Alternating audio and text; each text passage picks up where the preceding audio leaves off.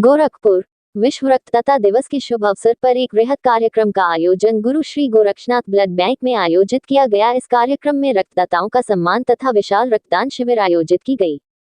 सर्वप्रथम अतिथियों का स्वागत पुष्प गुच्छ द्वारा ब्लड बैंक के टेक्नीशियन अव कर्मचारियों द्वारा पुष्प गुच्छ एवं प्रतीकात्मक भेंट स्वरूप मग तथा चाबी का छल्ला से किया गया।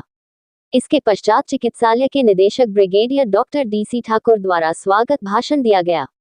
ब्रिगेडियर डॉक्टर ठाकुर ने रक्तदान के महत्व तथा इससे होने वाले लाभ एवं इसके महत्व पर प्रकाश डाला। डॉक्टर अवधेश अग्रवाल, प्रभारी ब्लड बैंक में रक्तदाता दिवस के महत्व को बताया कि यह महान वैज्ञानिक ब्लड बैंक के पितामह तथा रक्त समूह के आविष्कारक श्री कार्ल लैंडस्टाइनर, जिनका जन्म 14 जून 1868 में हुआ था, उसके उपलक्ष्य में मनाया जाता है। सर्वप्रथम इसके समारोह का रूप वर्ष 2024 में कुछ विश्व स्वास्थ्य संगठनों जैसे विश्व स्वास्थ्य संगठन तथा रेड क्रॉस सोसाइटी के सामूहिक प्रयास से प्रारंभ किया गया। इसी क्रम में इस वर्ष इस विश्व रक्तदाता दिवस का थीम है 20 वर्ष का देव। गोरखपुर परिक्षेत्र के औषधि निरीक्षक जयसिंह जी ने रक्तदान से संबंधित विभिन्न भ्रांतियों को दूर करके रक्तदाताओं को अधिक से अधिक संख्या में बढ़कर रक्तदान करने का आह्वान किया। श्री जसपाल सिंह, अध्यक्ष, गुरुद्वारा प्रबंधक कमेटी, जटाशंकर, जो कि स्वयं गोरखपुर में रक्तदान का एक कीर्तिमान स्थापित कर चुके हैं, लगभग 80 बार रक्तदान करके मानवता का पाठ पढ़ाया है। उन्होंने भी रक्तदाताओं से रक्तदान करने की अपील की। रक्तदान में बढ़ चढ़कर हिस्सा लें तथा रोगियों के प्राणों की रक्षा करें। कार्यक्रम में रक्तदाताओं का सम्मान किया गया तथा स्वस्थ है एवं 3 माह पूर्व जो रक्तदान कर चुके हैं उन सब ने रक्तदान शिविर में भाग लिया। कुल मिलाकर लगभग 48 रक्तदाताओं ने रक्तदान किया। तत्पश्चात चिकित्सालय के अपर निदेशक डॉक्टर कामेश्वर सिंह ने सभी आगंतुकों के प्रति आभार व्यक्त किया। डॉक्टर कामेश्वर ने रक्तदाताओं को शुभकामनाएं प्रेषित करते हुए उनसे अपेक्षा की वे भविष्य में भी इसी प्रकार रक्तदान करके मानवता तथा समाज की सेवा करने में कोई कमी या कसर न छोड़े। पूरे कार्यक्रम का सफल संचालन प्रदेश पंजाबी अकेडमी के सदस्य श्री जगनैन सिंह नीटू जी ने किया। इस कार्यक्रम में चिकित्सालय के अधिकारी गण, टेक्नीशियन, फार्मासिस्ट, नर्स तथा कर्मचारी और नगर के तमाम गणमान्य व्यक्ति, पत्रकार बंधु एवं समाजसेवी भारी संख्या में उपस्थित रहे। गोरखपुर से EN दिल्ली की एक्सक्लूसिव रिपोर्ट। कैंसर होने की संभावना कम है और हार्ट अटैक का 80% संभावना कम हो जाती है एक बार रक्तदान करने से। आप दूसरों की जान बचाते हैं, अपने स्वास्थ्य का भी ख्याल रखते हैं। यानी आप भविष्य में भी आप हमें सहयोग देते रहेंगे। इन्हीं शुभकामनाओं के साथ आप लोगों को बहुत बहुत धन्यवाद। इस दान को कोई देख न पाए, ऐसा अभी सुनने को मिला कि कुछ ऐसा दान जो कोई देख न पाए, इस दान की परंपरा को आगे बढ़ाया जाए और ताकि मानव समाज की रक्षा की जा सके। आज उनके अभाव में अनेकों लोग मर जाते हैं, अनेकों लोगों को समय से नहीं खून मिलता, उनका प्राण चला जाता है। आज गोरखपुर चिकित्सालय जो कि पूर्वांचल का सबसे बड़ा चिकित्सालय है और यहाँ के निदेशक जो ब्लड बैंक के निदेशक है डॉक्टर अवधेश अग्रवाल जी, हम उससे बात करेंगे कि इस ब्लड बैंक को किस तरह चला रहे हैं और क्या प्रक्रिया है, कैसे लोगों को जागरूक किया जाए जिससे कि ब्लड बैंक पे आकर के लोग स्वतः सुन दें। आप इस कार्यक्रम को आगे बढ़ा रहे हैं, इसको लेकर क्या क्या कार्यक्रम होते हैं? ये तो मैंने एक संक्षिप्त रूपरेखा अभी यहाँ लोगों को बताई थी, आपको भी बता देता हूँ। यह ब्लड बैंक 2005 में स्थापित हुआ था। गोरखनाथ चिकित्सालय 2002 में हुआ था, उसी का ये अभिन्न अंग है। ब्लड बैंक 2005 में स्थापित हुआ था। और उस समय हम लोग केवल होल ब्लड होता था। ब्लड पूरा डोनर से लो, पूरा का पूरा दे, और उसमें सारे जितने भी उसके अवयव होते हैं, कॉन्स्टिट्यूएंट्स होते हैं, वो सब रोगी को चढ़ा दिए जाते हैं। धीरे धीरे एडवांसमेंट होता गया और हम लोगों ने फिर 2007 में एक कंपोनेंट यूनिट की स्थापना की। कंपोनेंट से ये तात्पर्य है कि जो ब्लड होता है उसको हम विभक्तिकरण उसका कर देते हैं और उसके 4 कंपोनेंट्स बनाते हैं। एक सबसे महत्वपूर्ण जो RBC, जिसको ब्लड सब लोग जानते हैं, एक वह होता है। दूसरा प्लाज्मा, जो उसका पानी वाला लिक्विड वाला पोर्शन होता है, उसको प्लाज्मा कहते हैं। और एक बड़ा महत्वपूर्ण भाग होता है प्लेटलेट्स। और एक और जो अधिकतर लोगों को नहीं पता है, जो उससे संबंधित है उन्हीं को पता होगा, एक क्रायो भी बनाते हैं। Cryo is one thing which is transmitted और which is transfused to the haemophilic patients. Haemophilia के जो बच्चे होते हैं उनको कुछ भी कर लो, उनका खून तभी रुकेगा बहना जब एक क्रायो में चढ़ाया जाए जिसमें फैक्टर 8 होता है। और हीमोफीलिया के रोगियों को फैक्टर 8 की कमी होती है, बिना इसको क्रायो के चढ़ाए वो ठीक नहीं होते। तो हमने फिर वो जब ये कंपोनेंट की स्थापना की, तब से हम लोगों के पास एक अलग क्लास के लोग आने लगे और हम अलग-अलग लोगों को अलग-अलग भागों को देने लगे। एक उसका उदाहरण मैं देता हूँ अक्सर कि जैसे जब रामचंद्र जी को शक बाण लगी, तो उनको वैद्य जी ने कहा कि इनको तो चाहिए संजीवनी बूटी। अब हनुमान जी को ये कार्य दिया गया, हनुमान जी चले गए, उनको तो पता ही नहीं था कौन सी संजीवनी है, कौन सा संजीवनी का पौधा है। वो पूरा का पूरा धौलागिरी पहाड़ी उठा के ला दिए और कहा ये लो छाट लो, जो चढ़ाना उसमें लगा दो। वो धौलागिरी होता था होल ब्लड, उसमें किसी की आवश्यकता हो या ना हो, पूरा का पूरा चढ़ा देते। जब कंपोनेंट बनने लगा, तब वैद्य जी को देना पड़ा कि साहब ये इसमें संजीवनी बूटी का पौधा लाइए। तो हम लोग संजीवनी बूटी का पौधा देने लगे, वो प्लेटलेट के रूप में काम करने लगा। उसके बाद एक विधा हमने और लिख दी है, जो कि एफेरेसिस के नाम से जाना जाता है, सिंगल डोनर प्लेटलेट।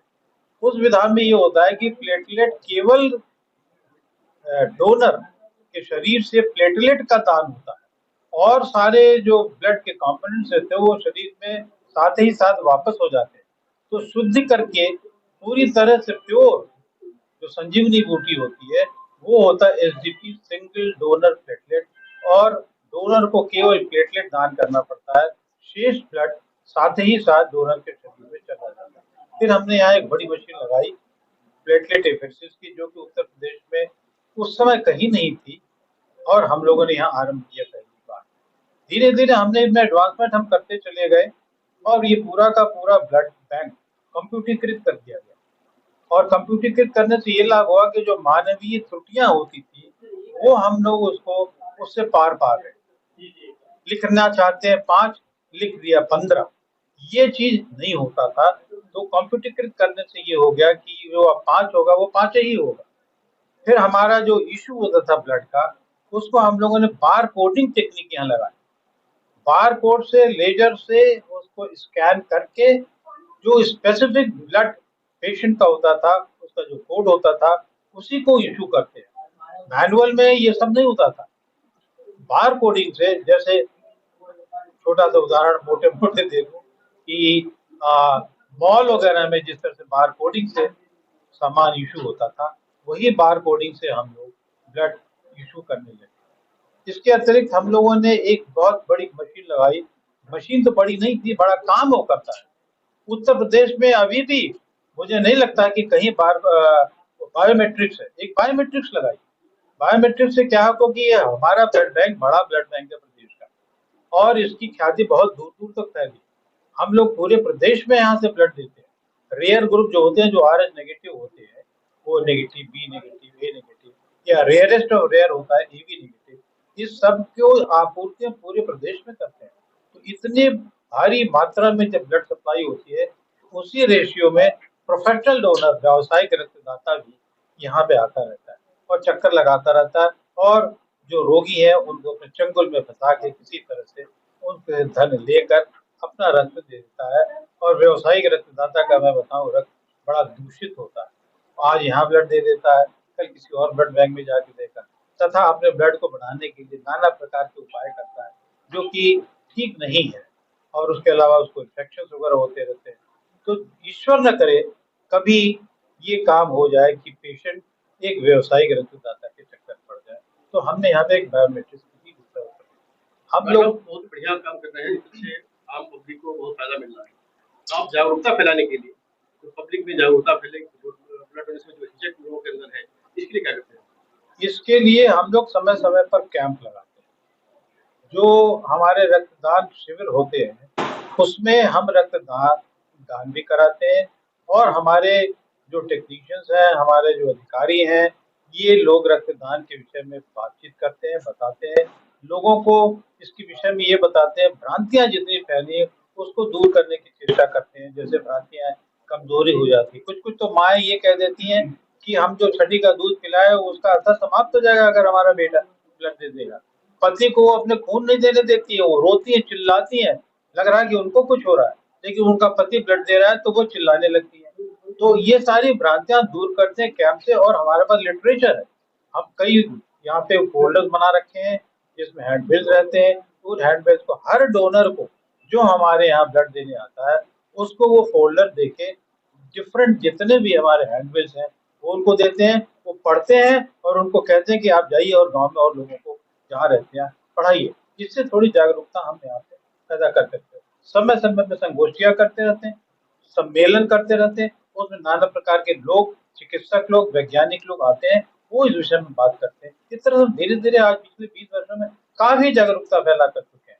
और जो स्थिति पहले थी कि लोग तो कांपते थे ब्लड देने के नाम पे, अब आज तो महिलाएं भी सहर्ष स्वीकार करके रक्तदान कर रहे हैं।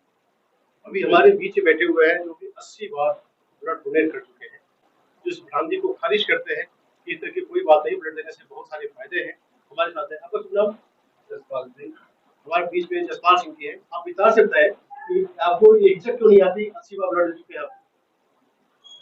इसमें किसी किस्म की कोई हिचक नहीं होती। जब आप पहली दफा ब्लड डोनेट कीजिएगा तो आपको एक खुशी महसूस होगी कि आपके ब्लड डोनेशन से किसी की जान बच रही है। जब आप सक्रिय समाज में रहिएगा तो वहाँ पर आपको कई कमियां दिखाई देती है। समाज में इसको ब्लड चाहिए, उसको ब्लड चाहिए, ये है। लेकिन जैसे डॉक्टर साहब ने बताया कि लोगों के अंदर भ्रांतियां है कि ब्लड डोनेशन से कमजोरी आ जाएगी।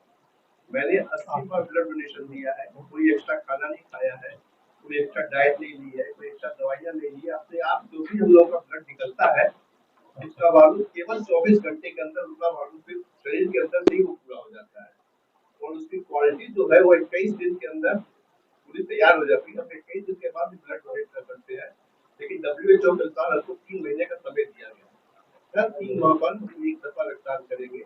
हम अकेले ही यहाँ पर आते थे, रक्तदान करके तो चले जाते थे, कभी किसी को कोई कमजोरी महसूस नहीं हुई।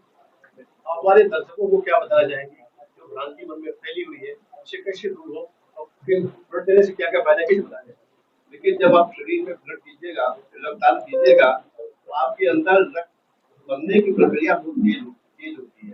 इससे आपको एक नई संचेतना का अनुभव होगा। और जब आप सोचिएगा कि आज के वैज्ञानिक युग में आपके एक ब्लड देने से 4 लोगों की जान बचा रहे हैं, तो इससे बड़ी सेवा क्या हो सकती है? इसमें आपका कुछ भी नहीं जा रहा है, बल्कि आपके शरीर के अंदर प्रभु ने रक्त दिया हुआ है, वही रक्त आप किसी को दे रहे हैं और आपके अंदर का रक्त किसी और के अंदर प्रवाहित हो रहा है। आप उससे एक नया रिश्ता बनाते हैं, आपको एक नई खुशी मिलती है। उस खुशी का अनुभव शब्दों में नहीं किया जा सकता है। जब आप रक्तदान करेंगे तभी आपको मालूम होगा कि आपको क्या क्या खुशी अनुभव है।